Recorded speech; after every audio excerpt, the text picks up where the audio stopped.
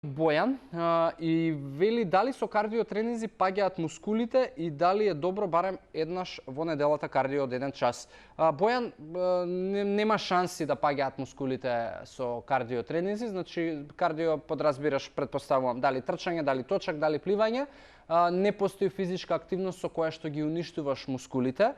Има едно правило кое што вели доколку можеби ти сакаш да покачуваш мускулна маса, да, треба да работиш со поголеми тежини и најчесто се советува да прво ги одработиш тежините и тежинскиот тренинг, па подоцна можеби да отидеш на кардио дел, за да го зачуваш гликогенот кој што ќе ти биде потребен за енергија во текот на тренингот. Но дека практикувајќи кардио тренинг ќе губиш мускули, тоа е мит, тоа е глупост, нема шанси и не постои, затоа што, пак ќе ти речам, кардио тренингот е најдобриот тренинг за најважниот мускул во телото, тоа е срцето и кардиоваскуларниот систем. Од друга страна, кардио тренингот има исто така доволно оптеретување на ноза, што по автоматизам не може да придонесе губење на мускулната маса.